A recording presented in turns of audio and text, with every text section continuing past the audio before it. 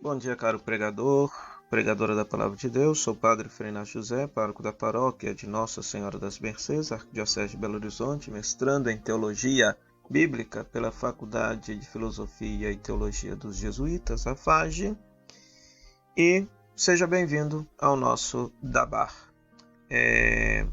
Hoje, nesse 22º domingo do tempo comum, nós lemos Mateus capítulo 16, versículo 22, 21 a 27.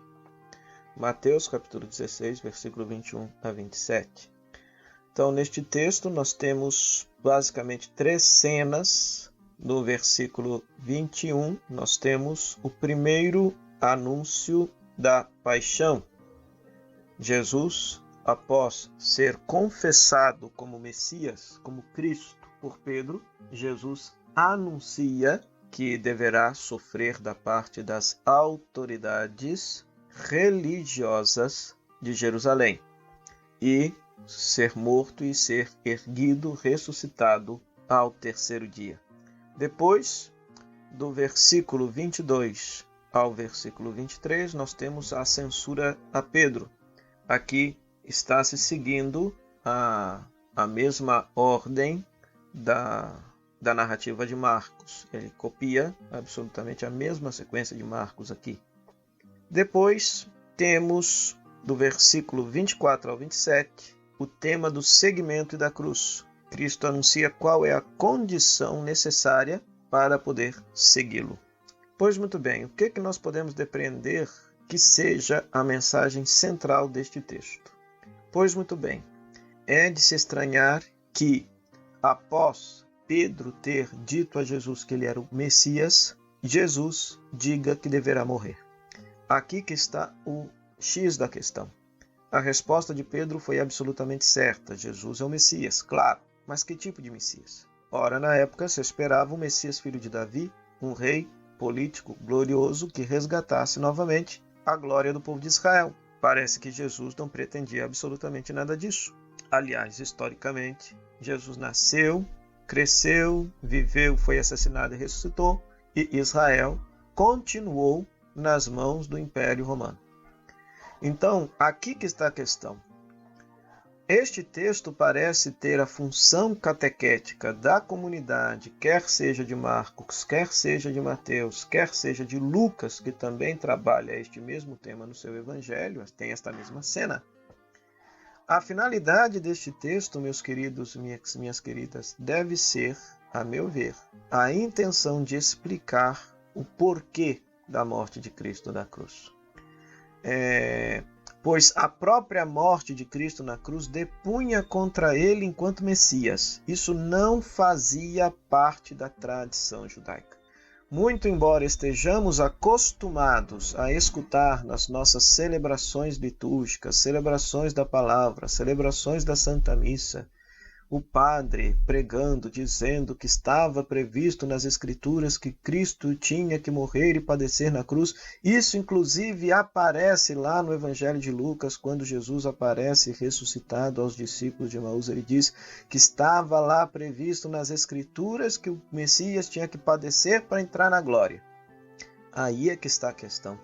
Se nós percorremos o Antigo Testamento, os textos que se referem ao Messias propriamente dito, ao ungido de Israel, não falam em absolutamente nada disso. Na Bíblia hebraica, os textos que eram lidos na perspectiva messiânica, textos que apontavam o Messias, a esperança da chegada do Messias, jamais anunciavam que ele deveria passar pelo drama da cruz, passar pela morte, pelo sofrimento. Havia, sim, uma expectativa. Havia uma tradição que falava de um Messias, Mashiach ben Yosef, Mashiach, um Messias filho de José, que viria anterior ao Mashiach ben Davi, viria como alguém que preparasse o caminho deste Messias glorioso e que padeceria a morte. O Mashiach ben Yosef padeceria a morte, segundo a tradição judaica. Talvez seja por isso que, do ponto de vista literário, teológico, os evangelistas chamam o pai adotivo de Jesus de Yosef, porque no fundo, Jesus é Messias, filho de José, Mashiach ben Yosef por causa da cruz, mas ele glorioso voltará e será Mashiach ben Davi, Messias, filho de Davi, para recapitular em glória a comunidade de Israel e toda a criação. Talvez seja essa a intenção, inclusive, dos evangelistas ao darem o nome do Pai de Jesus desta forma, porque não é gratuito, eles conheciam essa tradição. Mas, repito, esta era uma tradição marginal, não era uma tradição oficial. A tradição oficial era o Messias, filho de Davi, glorioso, rei guerreiro, que viesse libertar Israel da sua dependência, da sua escravidão para com os outros impérios. E, repito, Jesus nasceu, cresceu, morreu, ressuscitou e nada disso aconteceu. Então agora os discípulos que acreditam que Jesus seja o Messias, agora eles têm um pepino na mão para resolver. Como é que um crucificado pode ser um Messias? Pois eles vão revisitar as Escrituras e textos que a comunidade judaica não lia em perspectiva messiânica, eles passarão a ler em perspectiva messiânica. Entenderam a questão? Então, por exemplo, Isaías 53. Os judeus nunca leram esses textos como se referindo ao Messias. Mas os cristãos é que leem. Salmo 22 e outras tantas passagens que o judaísmo como tal não lê se referindo ao Messias, os cristãos leem. Então, no fundo, aqui há uma polêmica, né? Ou seja, que os cristãos estão tentando resolver. Como que Cristo, este que morre na cruz, pode ser considerado Messias? Então vão simplesmente deixar de ler a Bíblia hebraica aos moldes do judaísmo de então, aos moldes dos fariseus de então, e vão dar uma nova interpretação aos textos. Vão dar uma nova interpretação a textos que não eram lidos em perspectiva messiânica. Então aqui está um detalhe. Do ponto de vista histórico, Jesus imaginava que iria acontecer a morte de cruz para com ele?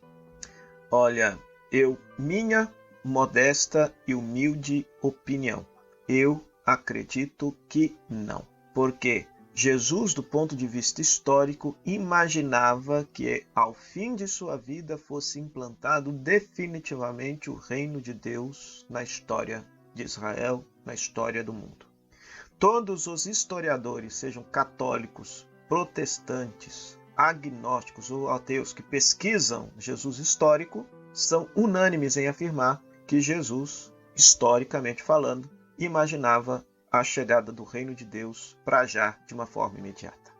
Isso aparece em 90% dos ditos de Jesus no Evangelho. Nos Evangelhos basta conferir. O reino de Deus está próximo, o reino de Deus está chegando, o reino de Deus, percebe? E outro argumento para pensar desta forma é justamente a palavra que os evangelistas colocam nos lábios de Jesus quando ele morre na cruz. E o primeiro evangelho a colocar isso é justamente o evangelho de Marcos. Meu Deus, por que me abandonastes? Eloi, Eloi, lama sabachthani em aramaico. E Mateus pega a mesma frase, só que em hebraico. Eli, Eli, lama sabachthani. O que significa isso? Significa, meu Deus, por que me abandonastes? Esta frase tirada do Salmo 22 retrata justamente uma espécie de, entre aspas, decepção de Cristo ao morrer daquela forma. Porque ele não esperava morrer daquela forma. Percebe? Então aqui que está. Agora é claro, se Jesus, vamos dizer assim, na sua prática taumatúrgica e na sua prática religiosa, foi considerado como um rebelde, um revolucionário pelo Império Romano, pois a morte de cruz, meus queridos, não é uma morte para um qualquer, para um bandido qualquer. Fazia parte da prax romana, da pax romana, da política de pacificação romana, crucificar todos aqueles que se levantavam contra o Império Romano. Não era o bandido pé de galinha que morria na cruz. O bandido pé de galinha chegava lá e matava lá na prisão e pronto, acabou.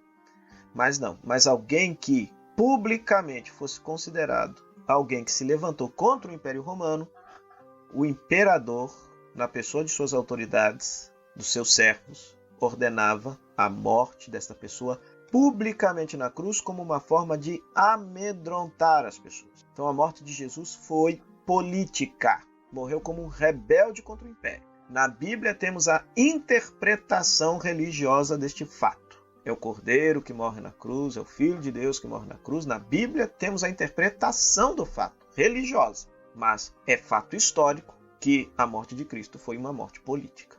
Por causa, talvez, de sua pregação, que alimentasse a esperança do povo, e os romanos ficaram com medo do povo se levantar, esperando que acontecesse alguma sublevação por causa da forte pregação apocalíptica que Cristo tinha, de chegada iminente do reinado de Deus na história de Israel. Então, este texto aqui quer ensinar para nós, portanto, duas coisas. Uma coisa muito, me desculpe se alongo, mas era necessário fazer esses esclarecimentos, pois que Jesus imaginasse a morte de cruz, provavelmente não. Mas quem escreve o Evangelho já sabe que Cristo morreu na cruz, então coloca um Jesus como que divino, já antevendo, sabendo que lá na frente haverá a cruz. E esses anúncios da paixão que Cristo faz no Evangelho, e nós hoje escutamos o primeiro, é justamente para mostrar o quê? Que o discípulo de Jesus, naquele tempo e hoje, precisa estar disposto a seguir a Jesus, inclusive no caminho da disposição da própria vida, no caminho do martírio. Então acho que isso também é necessário recuperar, pois Cristo não prometeu um mar de rosa para quem fosse seu discípulo. Pelo contrário, ele prometeu a perseguição, a dor, a violência, o assassinato, e aquele que estiver disposto a viver, a sofrer tudo isso por causa do reino de Deus, este ganha verdadeiramente a vida. Então esta palavra de Jesus precisa ser entendida no contexto apocalíptico de sua pregação. Então se trata, portanto, de um ensino de Cristo no Evangelho, a começar por Marcos, que retrata isso, e Mateus copia isso para o seu Evangelho. Ou seja, quem quiser ser verdadeiramente discípulo tem que seguir o caminho do Mestre, pois o Mestre foi crucificado e glorificado, ressuscitado. Então, o discípulo, na mesma esperança de ser glorificado, ele tem que estar disposto a assumir o caminho da cruz. Não há outro.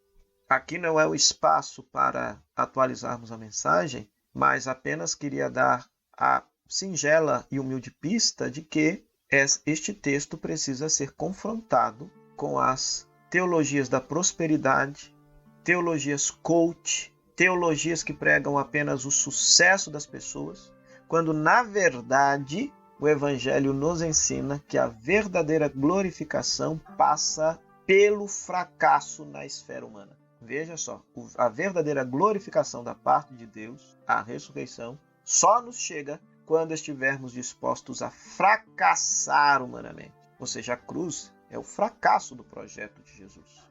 Mas só que o Pai o restabelece, o Pai o reabilita para a glória.